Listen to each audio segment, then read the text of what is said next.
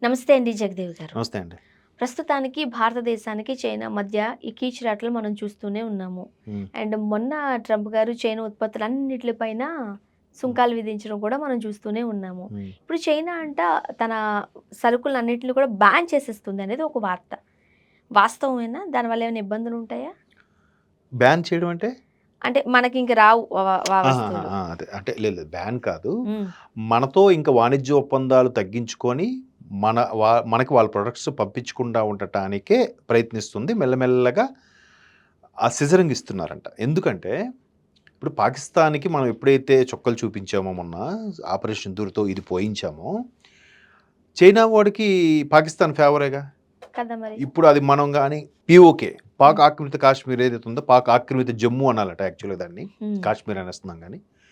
దాన్ని గాని మనం చేసేసుకుంటే ఇంక చైనా వాడి ఆటలు సాగవు. ఎందుకంటే ఆడు పెద్ద పైప్‌లైన్ ఎసేసుకుంటున్నాడు. కేబుల్ పరంగా, రోడ్డు అవును. పరంగా అన్నీ. అంటే అది పక్క పక్కలకే ఉంటదండి చైనా బోర్డరు. హ్మ్. మనం చూసాం గదా! ఆ! అది ఓకే. చైనా నుంచి పాకిస్తాన్‌కి మన జమ్మూ మీదుగా ఒక పైప్‌లైన్ ఎసేసుకుంటున్నాడు. ఆ! ట్రాన్స్‌పోర్ట్‌కి అన్నిటికి ట్రైను, బస్సు, ఇంటర్నెట్ కేబుల్లు అన్నీ. ఒక పెద్ద ఇదేసుకుంటున్నాడు. బెల్ట్ లాగా ఎసేసుకుంటున్నాడు. ఇప్పుడు ఎప్పుడైతే మనం ఇక ఇట్లా చుక్కలు చూపించామో, ఒకవేళ ఆడు స్టార్ట్ చేసినా ముందు మన నుంచి అటాక్ ఉంటదన్న భయం చైనా వాడికుంది. అలాగని మన మీదగా పూర్తి స్థాయిలో రాలేడు. నో అని చెప్పలేడు. హ్మ్. సో, పాకిస్తాన్ కదా సంబంధం నీకేంటి మధ్యలో సంబంధం చైనా వాడికి అన్నామనుకోండి, మాట్లాడలేడు కదా! అదొక భయం ఉంది. సో, పాకిస్తాన్‌కి ఎప్పుడైతే చెక్ పెట్టారో వీళ్ళని సిజరింగ్ ఇద్దామనే మెల్లగా మన మనకు పంపించే ఎగుమతులు అంటే వాళ్ళ నుంచి ఎగుమతులు మనకు దిగుమతులు ఏవైతే ఉన్నాయో హ్మ్. తగ్గించే ప్లాన్ చేస్తున్నాడు. అంటే మా చైనా ప్రొడక్ట్స్ లేనిదే వీడు బతకలేడు అనే స్థాయిలో వాడు బిహేవ్ చేస్తున్నాడు. కానీ మనం ముందే బ్యాన్ చేసాం కదండీ! ఇప్పుడు చైనా ఉత్పత్తులు ఉండేవి గుర్తుందా మీకు? హ్మ్. చైనా హ్మ్. బజార్ అని హ్మ్. పెట్టుకునేవాళ్ళం. హ్మ్. హ్మ్. రూ. 1 దగ్గర నుంచి ఏవో ఒకటి దొరుకుతూ ఉండేవి. కానీ ఇక్కడ ఒక చిన్న క్లారిటీ మనం మిస్ అయ్యారు. వద్దనుకున్నాం లేదు లేదు. కాబట్టి. చిన్న క్లారిటీ మీరు మిస్ అయ్యారు.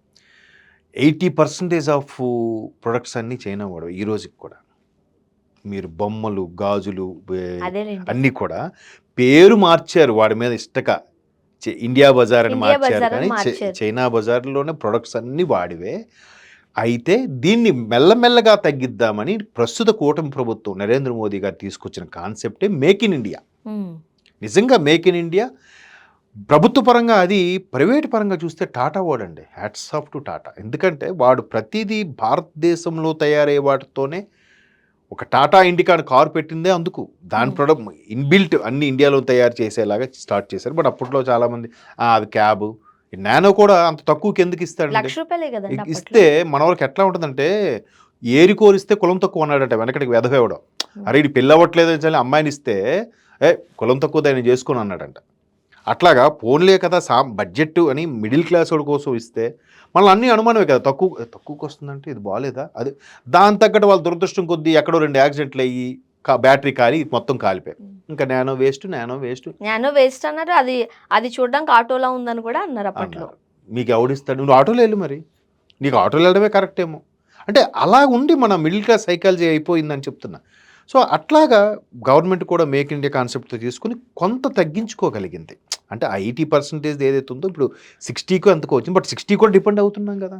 అవును. సో, ఇవి చేయడం వల్ల వీళ్ళకి ఇబ్బంది కలుగుతదేమో అనుకుంటున్నాడు కానీ, మనోళ్ళు కూడా ప్రత్యామ్నాయాలు ఆలోచిస్తూనే ఉన్నారు. ప్రాబ్లమ్ లేదు. ఇంకోటంటే మనకి అత్యధిక జనాభా గల దేశం. మ్యాన్ పవర్ ఉంది. వాడు ఎక్కువ జనాభాయే. కానీ, వాడి జనాభాలో 40% మంది 60 ఏళ్ళు దాటిన వాళ్ళున్నారు. అవును. ఇప్పుడు కరెక్టే. ఆడికది మైనస్. హ్మ్. హ్మ్. పైగా కమ్యూనిజం భావజాలంతో ఉన్న దేశము గాబట్టి, అక్కడ కొన్ని ప్రిన్సిపల్స్ అవి ఎక్కువుంటాయి. మనలాగా మరి కరప్షన్ అక్కడ లేదనట్లేదు. ఉంది. కొంచెం బెటర్‌గా ఉంది. అక్కడేంటంటే ఫర్ ఎగ్జాంపుల్ మనకి సంస్థ అనుకున్న జీతం గాని, బోనస్ గాని ఇవ్వలేదనుకోండి, వాళ్ళ స్ట్రైక్‌లు అవి చేయరంట. హ్మ్. ఎక్కువ పని జేసేస్తారంట వాళ్ళు. అంటే ప్రొడక్షన్ ఈరోజు ఒక 100 ఐటెమ్స్ దిగాలి. ఆడు సరిగ్గా కంపెనీ వాడు రెస్పాండ్ అవ్వలేదనుకోండి ఎంప్లాయికి, 200 చేసేస్తారంట. అప్పుడు ఆడు 100 అమ్మలేక చస్తుంటే, బిజినెస్ 200 సరిగ్గా ఏం చేయాలి? 200 ఏం చేయాలి వాడు? పైగా పైపెచ్చి వాడు కోర్ట్‌కెళ్ళాడంటే ఎక్స్‌ట్రా మరి 8 గంటలు చేసినందుకు మళ్ళీ అక్కడ 12 గంటల పని ఉంటది అక్కడ. 12 అవర్స్ అంట. హుహు. 12 అవర్స్ డ్యూటీ. మనలాగా 3 8 ఉండవు. ఓకే. అంటే నాకొక పెద్దాయన చెప్తే విన్నాను. సో, అట్లాగుంది. బట్ డెవలప్డ్ పరంగా చాలా బాగా అంటే మనకన్నా ఒక 20 ఏళ్ళు ముందున్నారు అని కూడా మొన్న ఒక మిత్రుడు చైనా షాంఘై తర్వాత ఇంకెక్కడికో 2 సిటీస్‌కి వెళ్ళాడంట. అది చెప్తున్నాడు.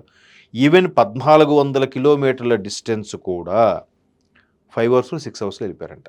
1400 కిలోమీటర్ డిస్టెన్స్ అంత ఫాస్టెస్ట్ ట్రైన్లు వచ్చేసాయి, బుల్లెట్ ట్రైన్స్ వచ్చేసాయి.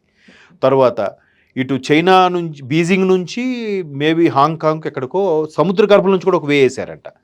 అదైతే 2.5 minutesలో వెళ్ళిపోతుందంట, 2 నిమిషాల 30 సెకండ్లో ఈ ఒడ్డు నుంచి ఆ ఒడ్డుకి, అండర్ గ్రౌండ్ నుంచి ట్రైన్. నెక్స్ట్ చాలా ఈ స్కై టవర్స్ ఒక దగ్గర అయితే నేను చూశానండి వీడియో. వాళ్ళు అదేదో ఏదో నది పేరు గుర్తు రావట్లేదు, ఆ నది మీద ఒక డ్యామ్ కట్టారంట. ఆ డ్యామ్ కట్టడం వల్ల భూమి గమనంలో కూడా కొంత తేడా వచ్చేస్తుందంట. ఎస్, అంటే ఇప్పుడు ఫర్ ఎగ్జాంపుల్ భూమి ఇలా తిరుగుతుంది కదండి, భూమి ఇలా తిరుగుతున్నప్పుడు దానికి వాటర్ ఫ్లో ఉందనుకోండి, దానికి రివర్స్లో వాటర్ ఫ్లో వస్తున్నప్పుడు దాన్ని ఆపితే దాంట్లో తిరగాల్సింది ఏమవుతుంది, వాటర్ కూడా ఫ్లో తిరుగుతూ ఉంటుంది.